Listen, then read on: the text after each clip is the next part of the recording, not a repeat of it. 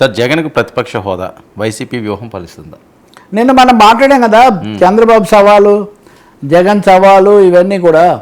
Sajjala Ramakrishna Reddy YS Rajasekhara Reddy వర్ధంతి సభలోనే మాట్లాడుతూ అసెంబ్లీకి రండి రండి అని మాకు సవాల్ చేస్తున్నారు, అసెంబ్లీకి వస్తే మీరు తట్టుకోగలరా అని ఒక ప్రశ్న. మీరు జగన్ అసెంబ్లీకి వచ్చి మీ ప్రభుత్వం యొక్క నిజస్వరూపము, మీ వైఫల్యాలు, మీ మోసాలు ఇవన్నీ కూడా బయట పెడితే మీరు తట్టుకోగలరా?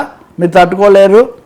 కానీ మేము మాట్లాడాలంటే మాకు సమయం కావాలి, సమయం కావాలంటే ప్రతిపక్ష హోదా ఉంటే మాకు తగినంత సమయం వస్తుంది, మేము మాట్లాడతాం. కానీ మీరు అది ఇవ్వరు, కాబట్టి మేము ప్రతిపక్ష హోదా ఇవ్వడానికి మీరు సిద్ధమా? అలా అయితే వస్తామని. ఇదేదో వ్యూహాత్మక స్పందన లాగా రియాక్షన్ తప్పితే ఎందుకు ఇస్తారు ప్రతిపక్ష హోదా? మేము కేసు వేసాము, కేసు అది వచ్చేది ఎప్పుడు వస్తుందో తెలియదు కేసు. కానీ మీరేమన్నారు, ఇంకో ముగ్గురిని లాగేస్తే మీకు ప్రతిపక్ష హోదా పోతుంది అన్నారు.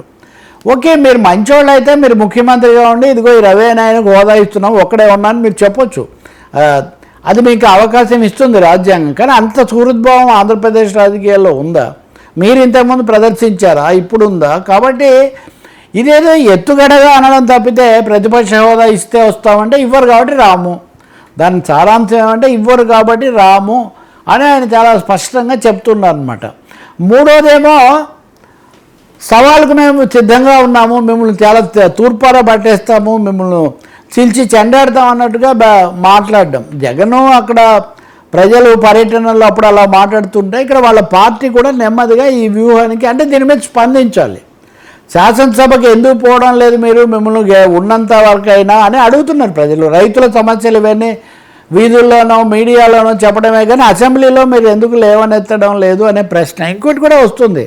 చంద్రబాబుతోనో లేకపోతే ఎన్డీఏతోనో కలిసే మీరు ఉపరాష్ట్రపతి ఎన్నికల్లో ఓటు కూడా వేస్తున్నారు రేపు. సో కొన్ని విషయాల్లోనేమో మీరు కలిసి కూడా ఉంటున్నారు బీజేపీ దగ్గర.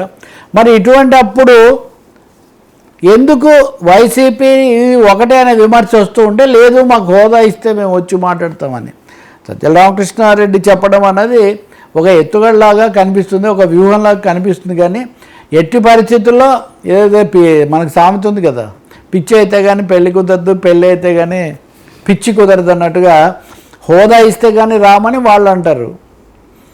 మీకు హోదా ఇచ్చే ప్రసక్తి లేదు, మీరు వస్తే మీ సంగతి చూసి మేము తేలుస్తాము, పథకాలు మీరు ఎక్కువ ఇచ్చారు మేము ఎక్కువ ఇచ్చాము, మాట్లాడితే వైఎస్ రాజశేఖర రెడ్డి సంక్షేమం జగనే సంక్షేమాన్ని కేర్ ఆఫ్ అడ్రస్ అంటున్నారు మీరు, మేము అంతకంటే ఎక్కువ ఇస్తున్నాం అన్నది చంద్రబాబు నాయుడు సవాల్. కాబట్టి ఈ సవాల్ బయట అయినా వాళ్ళు తేల్చుకోవచ్చు, ప్రజలు కూడా తేలుస్తారు.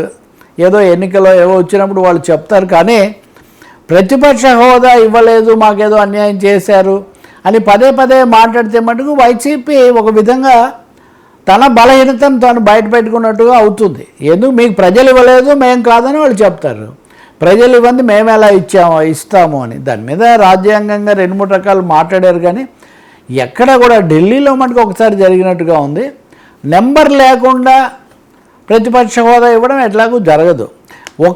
ఒక్కడున్నా కానీ నిలబడతానా అది కదా నిజానికి, ఒకే ఒక్కడు అన్నట్టుగా. అంతకుముందు ఇద్దరే, నేను మా అమ్మ ఇద్దరమే పోటాడేమో అంటుంటారు కదా జగన్మోహన్ రెడ్డి గారు. విజయం ఒక్కరే వెళ్ళారు కదా, విజయం వెళ్ళిన మేరకు కూడా జగన్ 11 మందితో వెళ్ళలేరు ఆ శాసనసభకు. ఆంధ్రప్రదేశ్ ఉమ్మడి శాసనసభలో మొదట వైసీపీకి అధికారికంగా ఉన్న వైసీపీ పార్టీ కూడా ఇంకా ఏర్పడలేదు, జగన్కు ప్రతినిధిగా విజయం ఒక్కరే ఉన్నారు. ఆమె అసెంబ్లీకి వెళ్ళలేదా? ఇప్పుడు 11 మంది ఎమ్మెల్యేలు, మాజీ ముఖ్యమంత్రిగా ఒక హోదా, మీకంటూ ఒక మీడియా, ఇన్ని పెట్టుకొని మోదీతో సంబంధాలు ఇన్ని పెట్టుకొని మీరు ఎందుకు వెళ్ళడానికి వెనకాడుతున్నారు? సో ఐ థింక్ అసెంబ్లీకి వెళ్ళకపోవడం అన్న విషయం మీద వైసీపీ డిఫెన్స్లో ఉంటుంది. ఇక డిఫెన్స్లోనే ఆత్మరక్షణ నుంచి బయటపడటం కోసం బహుశా ఒక ఎత్తుగడగా ప్రతిపక్ష హోదా ఇస్తే వస్తామని అంటున్నారు. ఇవ్వరు. నాకు తెలుసు ఓంకార్ లాంటి వాళ్ళు ఒకరే ఉన్నారు, వెంకయ్య నాయుడు లాంటి వాళ్ళు కూడా చాలా తక్కువ మంది ఉన్న రోజులు ఉన్నాయి. మొన్నటి వరకు ఆఖరికి బీజేపీ లాంటి పార్టీకి కూడా ఒకటే రాజేష్ సింగ్ ఉన్నాడు కదా, లేకపోతే ఆయన భద్రాచలం ఎమ్మెల్యే సున్నం రాజయ్యో లేకపోతే ఇద్దరే ఉండేవాళ్ళు సిపిఎం లాంటి పార్టీలకు. కాబట్టి ఈ తర్కం నిలబడదు, ఆ హోదా లభించదు, అంతవరకు ఖాయం.